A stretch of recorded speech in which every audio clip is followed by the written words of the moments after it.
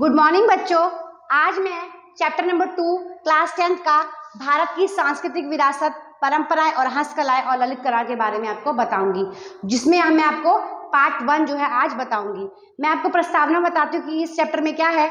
इस चैप्टर में जो बताया गया है कि हमारी जो भारत की संस्कृति वो किस प्रकार से अपनाई गई है। हम बात करते हैं विरासत की, तो हमको 2 प्रकार की विरासत जो है मिलती है, एक होती है भौतिक और एक होती है जैविक।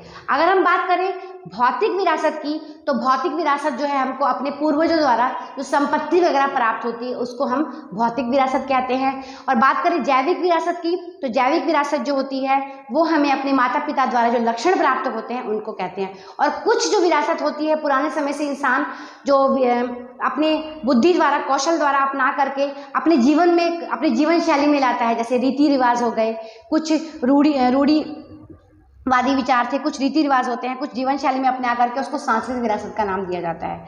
आज जो है हमारे देश में कुछ कलाएं भी इसी प्रकार से पुराने समय से हमारे देश में आई है। हमारे देश में प्राचीन समय से ही सांस्कृतिक वाला देश रहा है। पुराने समय के जो विदेशी लोग थे हमारे देश में आए और उन्होंने क्या किया, हमारी समृद्धि की तरफ आकर्षित का केंद्र माना और क्या है, इस यहाँ पर आकर के उन्होंने अपनाया। भूतकाल में विदेशी यात्रियों ने, आक्रमणकारियों ने भारत के लिए समृद्धि आकर्षण का केंद्र बना।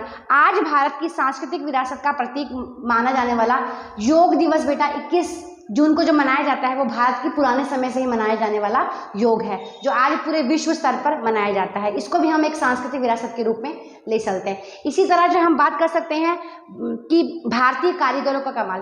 भारतीय कारीगर जो है बेटा पुराने समय से ही कुछ ऐसी कलाएं हैं जिनको जो है वो इतना निपुण हो गए थे, आज जो है हमको सांस्कृतिक विरासत के रूप में प्राप्त होता है। जिनमें से बात करें कारीगरी, कलावतु, चित्रकला, नाट्य कला, नृत्य कला जो है इनमें गिना जाता है। तो आज हम जो है उन्हीं कलाओं में से निम्नलिखित कलाओं के बारे में आपको बताएंगे। सबसे पहले बोलेंगे मिट्टी का काम। मिट्टी का काम जो है बेटा प्राचीन समय से ही लिया गया है। पहले स्टील और वगैरह के बर्तन यूज नहीं होते थे। पहले जो है ना मिट्टी के बर्तनों में ही सारा काम किया जाता था। इसमें क्या है, व्यक्ति के जन्म से लेकर के मृत्यु तक का जो काम है मिट्टी से ही जुड़ा होता था। धातु की खोज नहीं हुई थी, तब जो है मिट्टी के ही बर्तनों में उपयोग किया जाता था। मिट्टी के खिलौने, कुल्हड़, दिए, मिट्टी के चूल्हे, अनाज की जो बड़ी बड़ी संग्रहण की कोठी है जिसमें मतलब अनाज संग्रहण किया जाता था, वो भी सब जो है बेटा मिट्टी से ही बोलते थे। अब तो हम दीवारें पेंट करवाते हैं, तब पहले मिट्टी से ही जो है वो लीपी जाती थी। रसोई घर के जितने भी बर्तन होते थे वह भी मिट्टी के ही होते थे। कहने का मतलब क्या है, जीवन से लेकर मृत्यु तक की यात्रा जो है इंसान मिट्टी में ही करते थे। तो मिट्टी का उपयोग जो है मानव जीवन में बहुत ही उपयोगी माना जाता है। कच्ची मिट्टी और कच्ची मिट्टी से पकाए हुए टेराकोट के बर्तन वस्तुएं उत्पादन करने के लिए भारत प्राचीन काल से ही प्रसिद्ध है। इसका प्रमाण जो है दक्षिण भारत में नागार्जुन कोंडा और भारत के गुजरात में लालगंज में देखने को मिलता है। अब हम बात करेंगे बुनाई कला की। रुई की पूनी में से रेशे को खींचते हो, जो ऐंठ कर खींचते हैं बेटा, आपने जो चलाते हैं जिससे हम काटते हैं, उससे जो खींच करके जो बनता है रेशम, वो खींचने के साथ ऐंठ करके धागा बनाने को कताई कहा जाता है। चाहे सूती कपड़े की बात करें चाहे रेशम की बात करें। महात्मा गांधी ने कताई बुनाई के गृह उद्योग को विशेष महत्व दिया और आज़ादी आंदोलन में उसे स्वदेशी स्वावलंबन के रूप में जो है जोड़ा था। गांधी जी ने जो है बेटा कताई के लिए जो चरखा इस्तेमाल किया था, उससे सूती कपड़े के लिए जो बनता था कॉटन का कपड़ा, कॉटन का धागा जो है उसको जो है उन्होंने अपने आज़ादी की लड़ाई में भी उन्होंने उसको रखा था। अब बात करेंगे हाथ बुनाई की। प्राचीन समय से ही भारत जो है वस्त्र विद्या में भी प्रसिद्ध रहा है। ऐसा कहा जाता है कि ढाका की मलमल की थान अंगूठी में से निकली, मतलब इतनी पतली होती थी कि उसको हम अंगूठी में से निकाल सकते थे और माचिस के डिब्बे में भी रख सकते थे।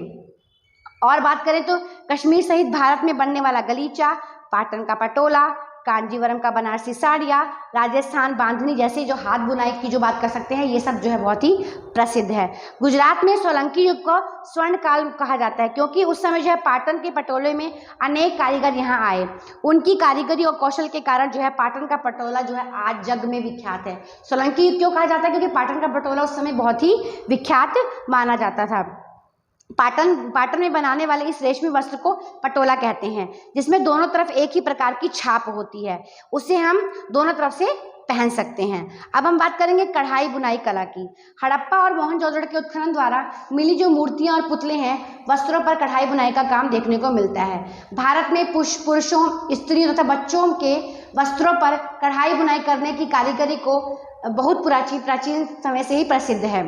सिंधु संस्कृति के समय भी सौराष्ट्र के कच्छ में स्त्रियों पुरुषों की वस्त्रों पे काशीदाकारी देखने को मिलती है। इसके उपरांत गुजरात के कई शहरों में भी देखने को यह मिलता है। अब हम बात करेंगे चर्म उद्योग की। चर्म उद्योग मतलब होता है चमड़े से रिलेटेड। प्राचीन काल से मृत प्राणियों के चमड़े को विविध उपयोग, मतलब जो मृत प्राणी होते थे उन्हीं की चमड़े का उपयोग जो है वो चर्म उद्योग में किया जाता था।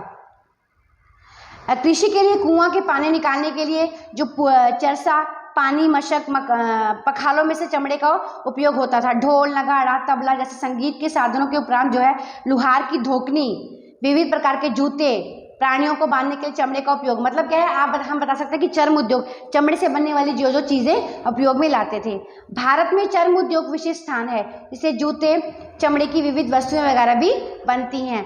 चमड़े के पट्टा बनता है, घोड़े की और ऊँट की पीठ पर रखने वाला साज भी बनता है, पलान बनता है, लगाम बनता है, चाबुक आदि भी सब जो है बेटा चमड़े से ही बनते हैं। अब हीरा, मोती और मीना कारीगरी, इसमें जो है भारत में पूर्व, पश्चिम और दक्षिण में लगभग 7,517 किलोमीटर लंबाई वाला समुद्री तट है, जिसके कारण जो है हीरा मोती का उपयोग जो है बड़े पैमाने से पुराने जमाने से ही लिया जाता है।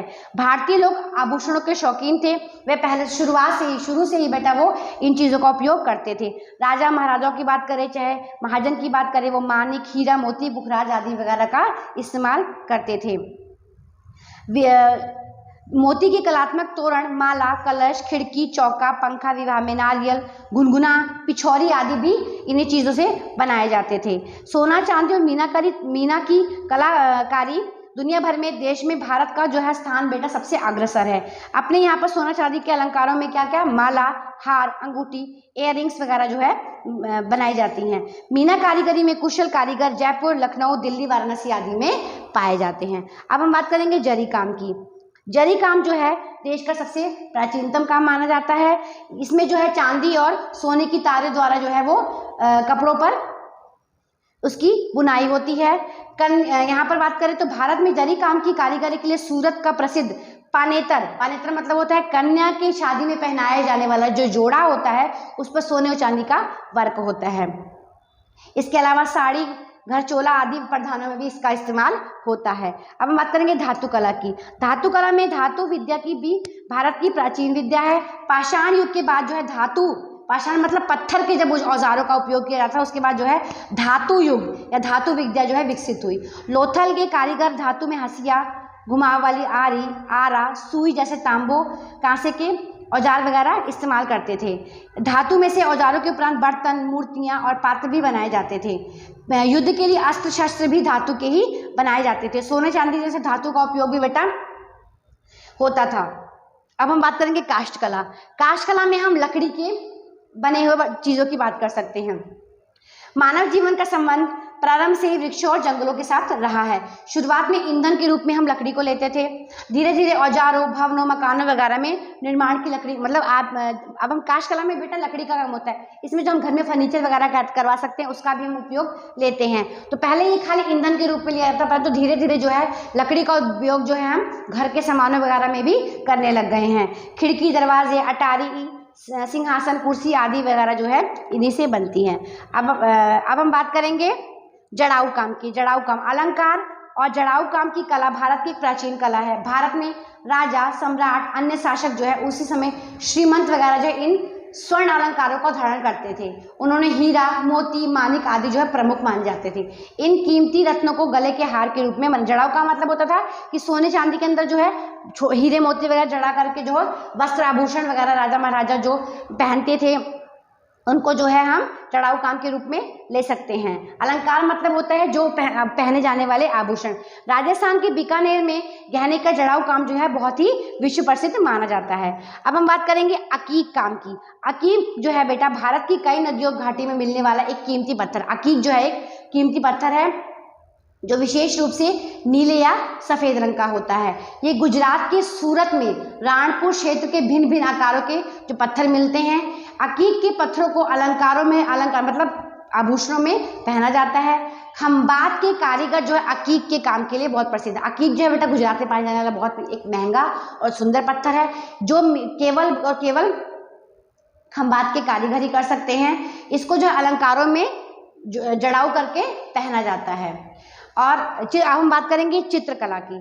चित्रकला जो है विविध कलाओं की चित्रकला का एक सर्वोपरि है। चित्रकला रंग रेखाओं द्वारा रचा गया एक सौंदर्य रसपान है। मतलब क्या है, उसमें चित्रकला में जो बेटा हम अपने मन की बात जो है हम चित्र में उतार सकते हैं। अगर किसी का मन अच्छा नहीं है तो उसको आप अपने हिसाब से उतार सकते हैं। मतलब किसी चीज़ का वर्णन करना हो, वो अपने रंगों द्वारा, अपने हाथों द्वारा जो है उसको चित्रित कर सकता है। लगभग 5000 वर्ष प्राचीन हड़प्पी संस्कृति के अवशेषों में से भी भारतीय चित्रकला का प्रमाण मिलता है। लगभग 5000 साल पहले भी बेटा हम जो है चित्रकला के निपुण थे। पाषाण युग में, आदि मानव काल में भी गुफाओं वगैरह में इनका चित्र जो है देखने को मिलता है। उसमें जो है मिट्टी के बर्तनों और क्या है भौमितिक रेखांकन, मतलब जैसे ट्रायंगल वगैरह जो बनते हैं, स्क्वायर वगैरह, उनकी जो है आकृतियाँ, फूल पौधे वगैरह भी देखने को मिलते थे। मध्य प्रदेश में हाथी, गैंडा, हिरन आदि के चित्र जो है उल्लेखनीय देखने को मिलते हैं। अजंता अलोरा की गुफाओं की बात करें तो वहाँ पर भी बेजोड़ उदाहरण देखने को मिलेंगे। भारत में पारंपरिक रूप से मांगलिक कार्यों में भी जो है इन चित्रकला वगैरह का, जैसे आपने देखा होगा कि शादी वगैरह होती है तो उनमें जो है बाहर जो है बहुत सुंदर जो है चित्र बनाए जाते हैं, रंगोली बनाई जाती है, स्वस्तिक बनाए जाते हैं, भगवान गणेश की जो है पूजा वगैरह की जाती है। तो मैंने आज आपको चैप्टर नंबर 1 का जो है भारत में कारीगरों का कमाल और चित्रकला के बारे में आपको बताया है। आपको इसको ध्यान से सुनना है और देखना है। Thank you.